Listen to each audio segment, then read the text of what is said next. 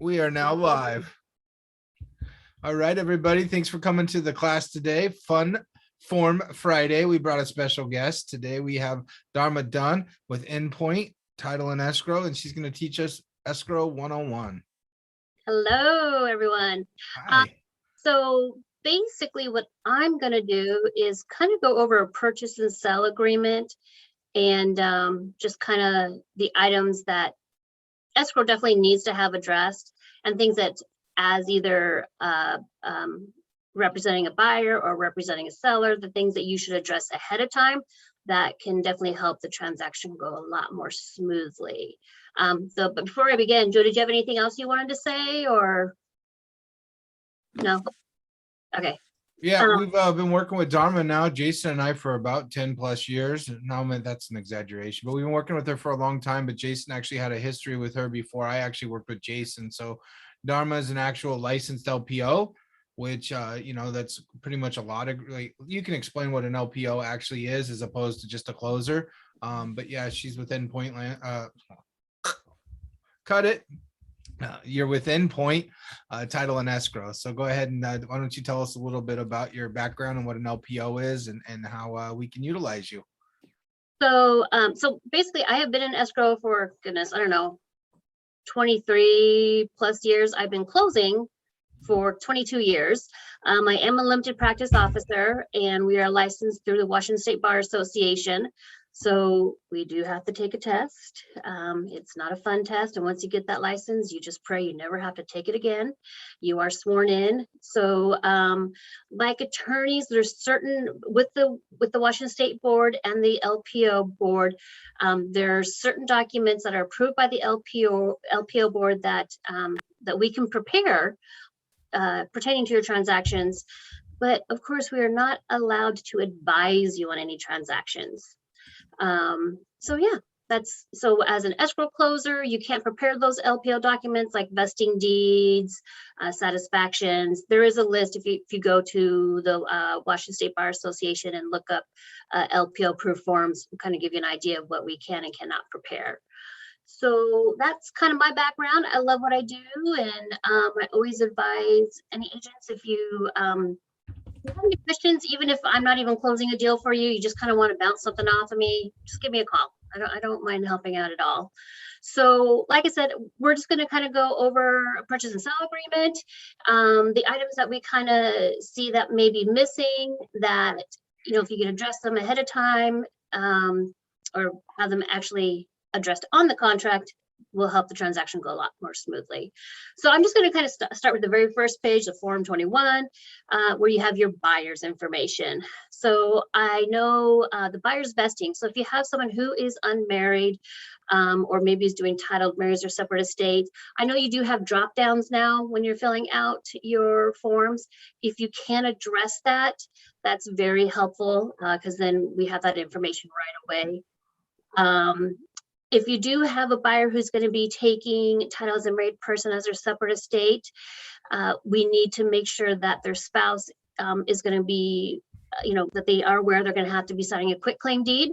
Make sure they're going to be available to sign that quitclaim deed, because that's one thing. Is next thing we know, we find out they're out of the country, and depending on your lender you're dealing with, they may or may not allow that document to be signed via RON.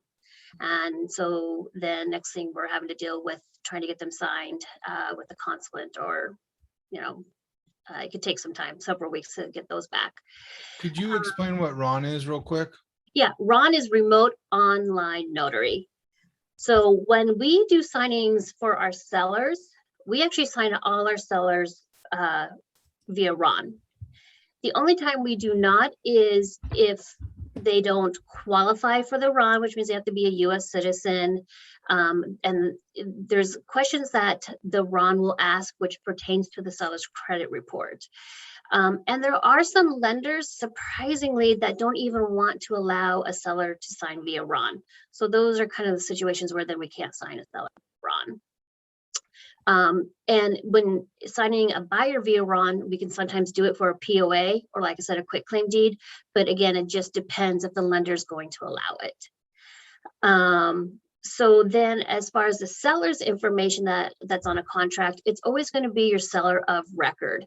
I've had a couple transactions where you have POAs or you have estates, and they think they should put the power of attorney or the personal representative of the estate listed as a seller. That's not who you're putting.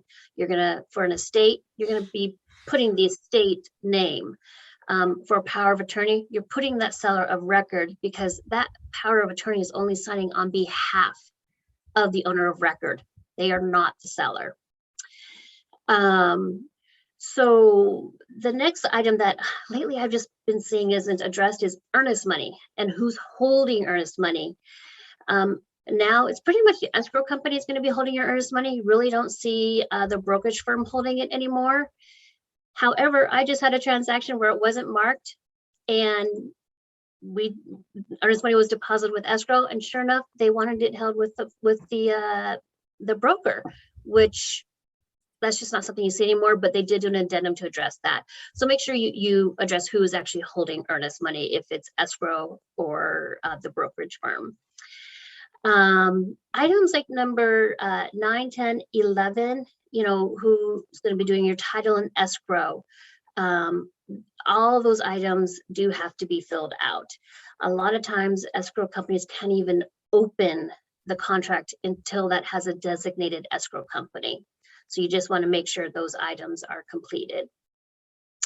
Items like 12 and 13, which is your utility holdbacks and assessments.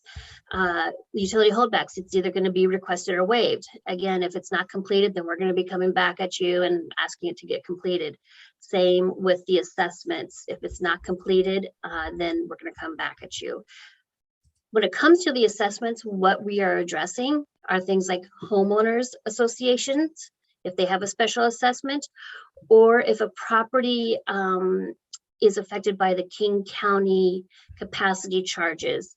And those can be pretty big assessments if a buyer is going to be assuming that. And so again, you definitely want to make sure that those are marked. And a good practice for an escrow company, which we like to do, is when we see that there are assessments to be assumed by a buyer, we like to send a copy of either that HOA form or that King County form to the agent, just to make them aware, hey, this is the special assessment that's going to be acquired by your buyer. Oh, let's see. I figured I'd pull that up since you're going through it. Is that helpful? Oh, that's wonderful. Yeah. I used the condominium one because you're talking about assessments as opposed to the 21. If you want something else, just let me know. Well, yeah. So, I mean, so on your form, the 28, of course, it's the items are a little bit different, but yeah, you just definitely want to address those. Oh. And when you do have a condominium, I mean, it's great to make sure you fill out, like, I mean, I usually do see it, but number 17, talking about the assessments and everything. Now, I have agents who will ask me about this paragraph, because a lot of people believe that on this paragraph, we're going to hold what's indicated on this paragraph. We are actually, when we order an HOA demand, the HOA demand is what is going to instruct us what to hold. And if that HOA demand is asking us to collect additional months, then that's what we're going to follow. We're going to follow the HOA demand. The only time we're going to actually follow the contract as far as the number of months here is if it's an all cash transaction. So that is. So really, we don't need to struggle too much on what to put here. No, you definitely want to put it because it helps us out until we get an actual contract. And it helps us, an actual HOA demand, because it helps us if we have to work up an estimated settlement statement. Like I got an estimated settlement statement. Sorry, I'm going to pull something up too. I got an estimated settlement statement that day. The seller wanted something, and because I had that, I was able to, amend and put estimated fees on there. Hold on one. I'm sorry, guys. Hold on. I'm just going to pull another thing up here. But yeah, so regarding those assessments, again, we're always those are the main items that we're going to be addressing is HOA assessments, and if there's that King County cap charge. Since you pulled up the condominium, I'm just pulling up a basic PSA. I can switch that out. You want a PSA? It's right here. I have it. Okay. Yeah. Okay, so then in regards to like item 14 on the Form 41, FERPTA. So we definitely always want to make sure that's marked. And then Hold of on, course, I'm gonna open it up so we can all see what you're talking. So you're working off of Form 21? I'm following the items, yeah, the line items on Form Perfect. 41 that should always be marked on a contract. Come on, open up. There we go. All right. I don't know why it always defaults to 170. Something happened to my computer. So there we go. All right. What line are we at? So we're on line 14, seller citizenship FERPTA. Yeah. What does escrow need on that? That's actually good. If it's in a, Yeah, so that's what I was gonna say. If this is marked that yes, it's subject to FERPTA, the thing you really want to get going is you want that because FERPTA actually falls on the buyer. But you can either request the buyer or sometimes the seller will do it. They need to get in contact with the CPA who handles FERPTA because there are certain forms that need to be prepared on behalf of the parties. And then escrow will actually collect the percentage that needs to be held and sent off to the IRS. However, we cannot complete those forms. So you definitely want to make sure that's addressed ahead of time and you get that CPA because when you're scrambling, obviously last minute, it can delay closing. It could be a huge chunk of money. But it's like there's forms, the 88, I think it's like 8822, there's AB. I mean, there's a couple of different forms that need to be completed. And again, LPOs, we're not CPAs, we're not licensed CPAs, so we cannot prepare these documents. So definitely, like I said, it's get in contact with the CPA as soon as possible and one who is familiar with FERPTA. So, so other than those items on the first page of Form 21, I don't know, does anyone have any questions? Okay. The next form I was going to move on to is the Form 22D. Nice. Let me pop that up real quick. Okay. Thanks, Joe.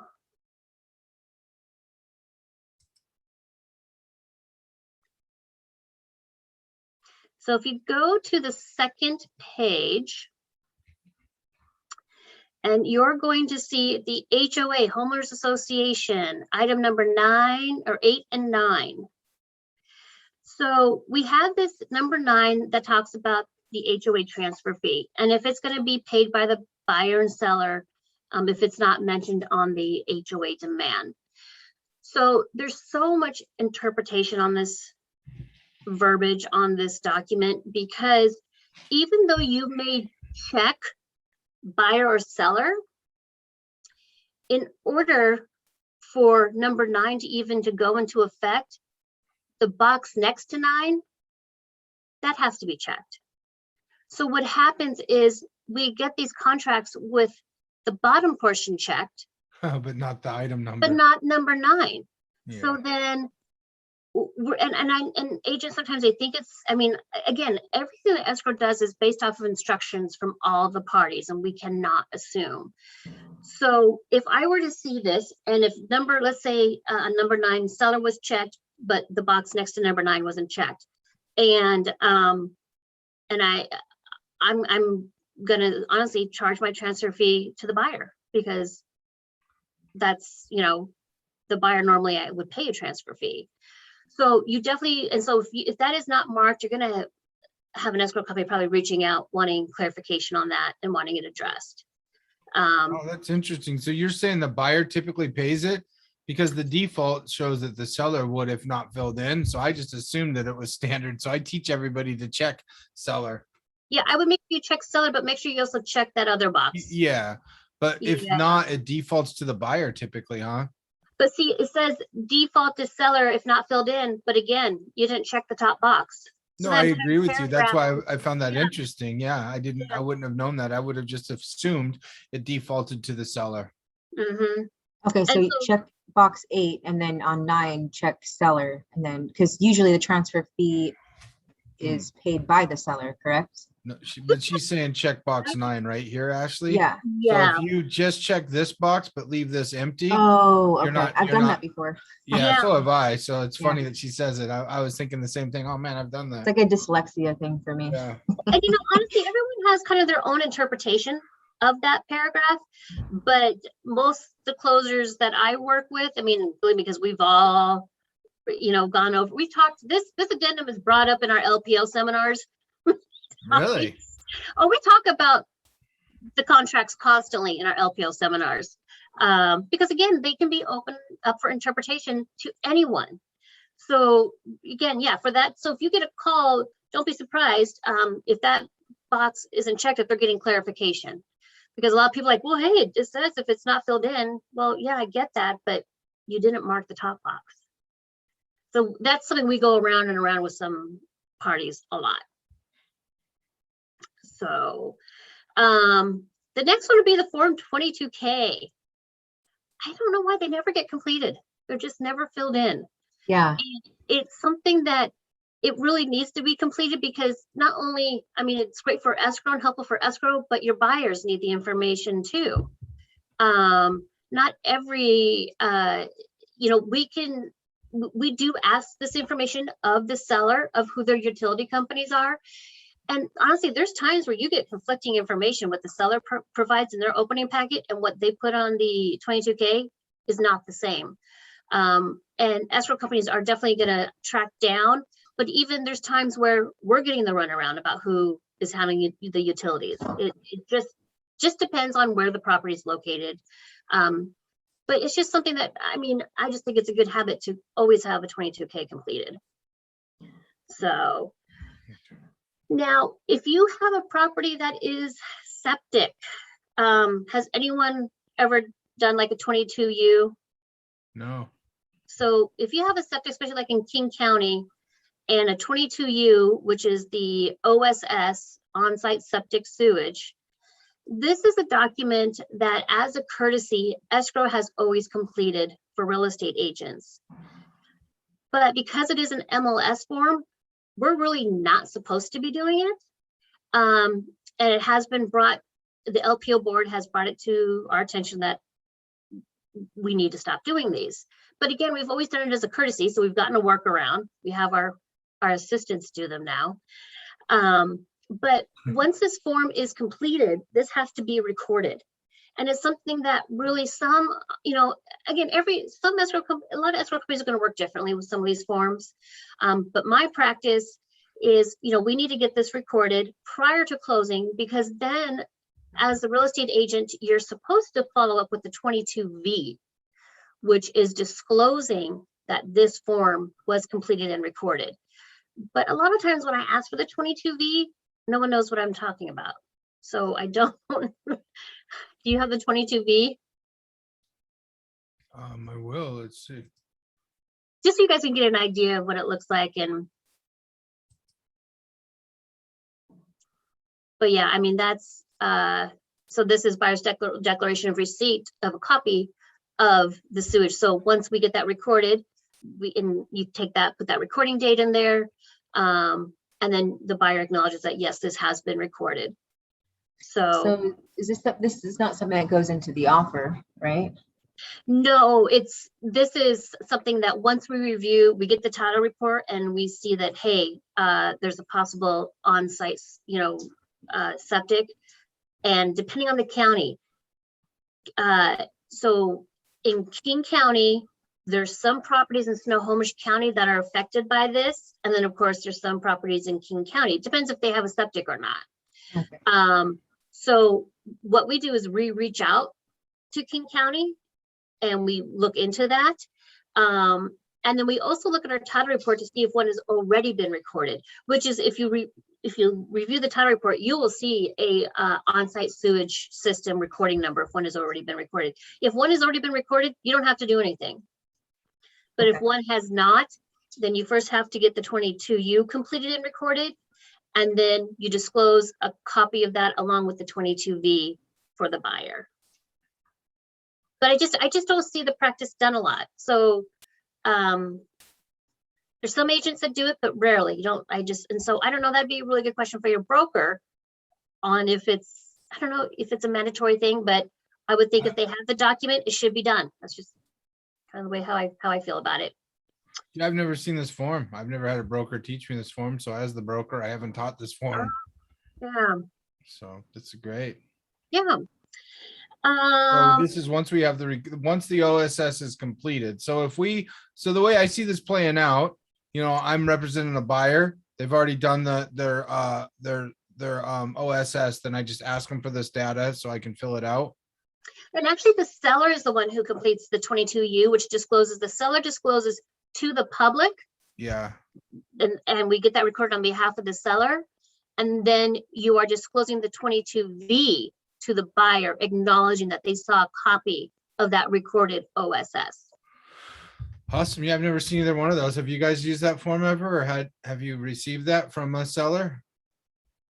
When I've sold with it, I've never done it, and when I've purchased, so I haven't. I've never seen it. Yeah, we let you know if it wasn't recorded or if it was needed.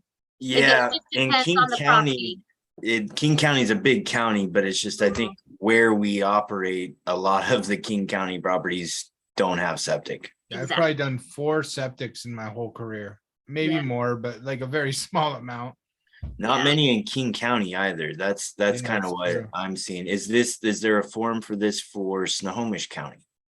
Well, that's the thing. Certain Snohomish properties are, no, not for Snohomish County, because No. Snohomish County doesn't care about their septic. But unfortunately, there's Snohomish properties that fall under this. Oh, So, okay. Yeah, Oh yeah, I remember the sewer cap charges was originally, I might still be called the King County sewer cap. yeah, that's what The it first is. time I had one in Snohomish County, I could not figure out. I'm like, what do you mean? We're in Snohomish County. Exactly. Yep. I thought the agent was trying to get something over on me. I'd never heard of it. Yeah. Yep. So, but yeah, and again, your escrow closer, whoever you're working with is gonna, especially if they need that recorded, they're gonna follow up with you. They may not ask about the 22V. And if they don't, then that's, whatever. It's not an escrow requirement. It's just, that is all something an agent should be taking care of. But I just like to point it out because it's there. And so, No, that's great. That's awesome. Thank you. yeah. You wanted to come, because if it's just real estate agents teaching real estate agents, then we don't see the other professionals in the forms that are important to them. So that's great. Great. Yeah. And then, so kind of to back up to the very first, the form 21 with like the buyers and sellers. So with this form, I know a lot of times parties do not want to put any of the contact information for the buyer and seller. So the other thing is you want to make sure, and I know you guys got kick-ass TC. So she always follows, she always follows up with the contact information. But that's something That's funny. She just emailed me or texted me for a contact from a contract that just went in today. because obviously we need the contact information. However, most escrow, all escrow companies pretty much nowadays have a platform that they utilize. That platform is always going to need a phone number, and usually it has to be a cell number. They can't utilize home numbers, and they need an email address. So just always make sure to have those items. And if you have a cell number, if you have 2 parties like a husband and wife, or 2, whatever, make sure you have a phone number and email for both parties so they can, each set up that platform if they want to. So yeah, make sure that you always have the contact information, follow up on that. The other thing that You're talking about right here. Fill this out. yeah, but you know what? A lot of people don't, and I understand. yeah. I had an agent who, unfortunately, because all that information was there, the other side started harassing her client, and she didn't want that, so she never puts contact information on her contracts. So I get it, I'd like to say that's a noble reason like that. I just don't do it. Yeah. Or you guys have your generic number you put on there, and then Yeah. So yeah, definitely all contact information. So then I'm just going to kind of move on to items that you should have or try to address, along with your contract.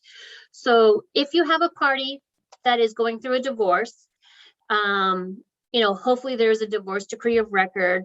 But if, we definitely always need a copy of the divorce decree. If they have a property settlement agreement, we definitely want a copy of that property settlement agreement.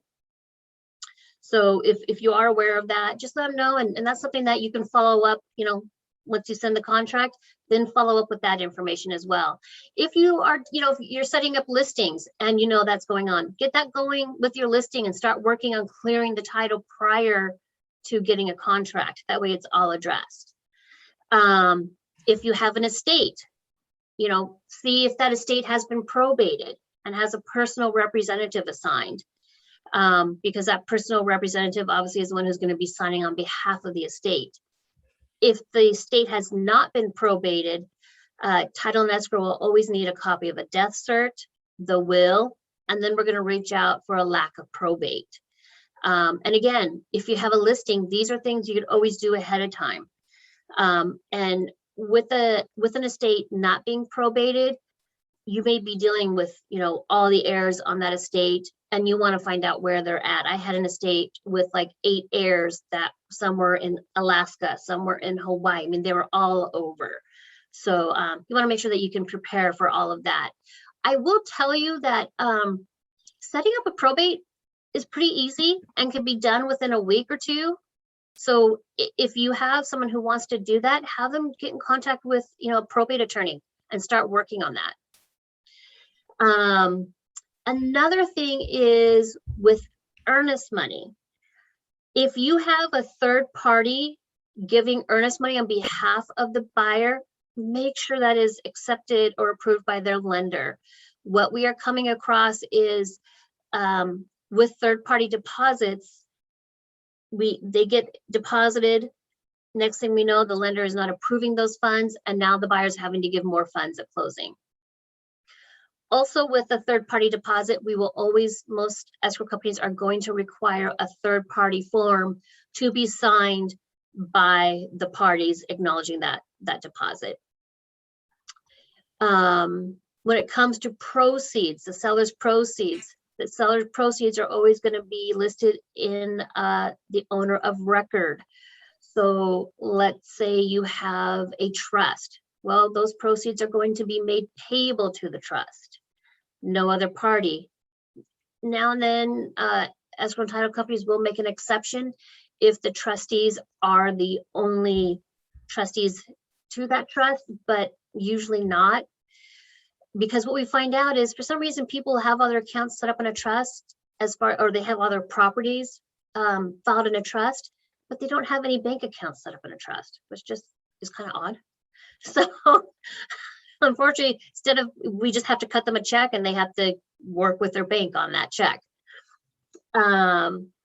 Another thing that I've been seeing is items that are left by the seller, which is not a big deal. They're going to leave a shed, they're going to leave whatever on the property. That's fine, but always make sure that it's stated that it's included with the sale. If it's not, then we have to start asking, is there any value? Do we have to do a bill of sale for these personal property items? And if no one wants to deal with that, then it's just simple. Just make sure it's indicated that it's included with the property. Because a lot of times it gets listed on just a separate, like at the bottom of the form 22D and other items and things. Feasibilities. Have a lot of feasibilities lately, and we're going to look at that date. Be following up. Make sure once the feasibility is removed, we still need to have time to get the file prepped and ready for signing and closing. If it gets extended, just keep us updated on it. I mean, I'll be constantly reaching out on my transactions that have feasibility studies. But like I currently have one that's supposed to close on the 10th. The feasibility is supposed to be up today, and I've reached out. I still haven't heard anything, but I just want to make sure that once we're ready to go, we're given that time to be able to get everything worked up properly, and we have all the items we needed. Another thing is make sure your buyers and sellers have proper ID. We just had a file today where we went to sign the seller. Seller has no ID, none. Oh man. So now we have a huge problem. That's Chris's deal. Just kidding. That is a problem. Those are the things you would never think to ask either. I've never thought to ask a client, can I see your ID? Yeah, exactly. There's just weird stuff coming out lately. I don't know what it is, but it's like, that was the first. I'm like, oh, I'm definitely sharing that. A question that came up the other day.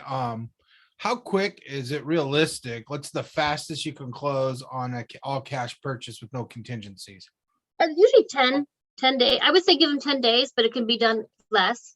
Oh, you If- can't. Okay. I would have thought 3. 3 days. Why not? Yeah, no, but what I was gonna say is it depends on the title report. Okay. So if you have a clean title report, and it depends if there's an HOA. So with an HOA, HOAs can take sometimes 5 to 7 days to get a demand. So you got that. Now, if you have payoffs, depending on your payoff lender, if it's someone like Bank of America or Chase, or what, one of those big banks, Wells Fargo, you can have that payoff maybe in 24 hours. There's some banks though that can be up to 72 hours.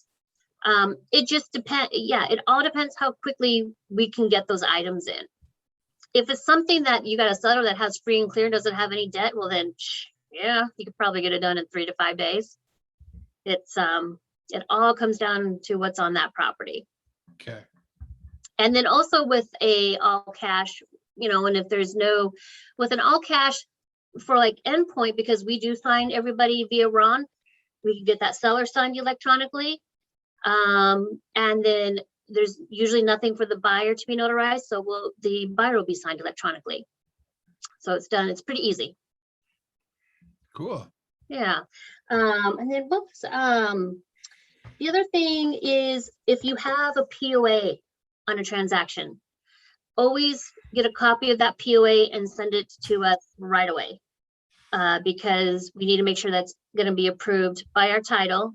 So if you have a POA for the seller, we need to make sure it's approved by our title to be able to be utilized. If you have a POA for a buyer, you need to make sure that it's approved by their lender. I had a lender today that our buyer has a POA and the lender won't allow it to be utilized.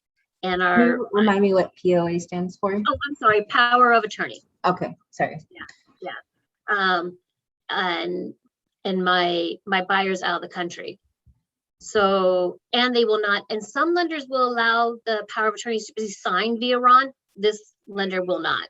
So now we got to prepare a power of attorney that is specific to our transaction. So, yeah, if you have something like that, make sure you get that sent over right away. Just did one to you, literally. Oh, Yeah, okay. we just did one and they didn't even let us know until there was a problem because she didn't sign the POA. Oh, And the client was in a different country, so she had to go to the consulate. yeah, I mean it was a big deal. We had to extend, didn't we, Chris? Well, yeah, and it's the POA felt uncomfortable making these signatures and decisions it was the oddest thing. It's like they were given this power to really, because the other person was in Hungary, I think, and Romania, yeah. or Romania or something like that. And it was going to be tough for them to, be able to sign accordingly. So they assigned a power of attorney, but the power of attorney said that she just wasn't comfortable after realizing her responsibility. It was strange. It was strange. But Yeah, anyway. that's an odd one because if you accept to be a POA, this is what you're accepting to do. Right. So yeah, that's an exception there. That's not one you come across. It was one I had not ever You weren't seen. even aware that there was a POA on her behalf until No, we had no idea. Yeah, Oh, because she signed like the contract all electronically. Yeah. And, it was a divorce. Yeah, so there was 2 sellers. so yeah, those are things that, I mean, it may seem silly and the parties may look at you like, why are you asking me this? But just ask them up front. Hey, do you think you're going to be out of the country or out of state? Will you be having a POA? We do ask that in our opening forms. But it just doesn't hurt. It's just people are funny about things. Like I've had people where they're separated. They're not legally divorced. They're just separated, but they're, oh no, we're not. They don't consider themselves still married. It's like you are still legally married. So you both have to sign. Both proceeds are going to you guys. They haven't even filed for divorce yet. Separation is not divorce, but it's funny how people think it might be. So those are things to, just to kind of think about, the questions you should ask parties that, just so you're prepared ahead of, and it's not being waited to the very last minute. Yeah. So yeah, so those are just kind of honestly things that I have that, yeah, that I always come across and would be great if, again, it's, if you dress ahead of time, things will go a lot smoother. So yeah. Well, that's awesome. Thanks for Yeah. coming today, for showing us some forms that we've never seen. And Yeah, thank you. Yeah, that's great. Yeah, Awesome. definitely, Perfect. of course. Very good. Nice to see everybody's face. Thanks for coming to class time. Yeah. Cool. Yeah, this is Stop awesome. the Thank you. recording now. Thank you.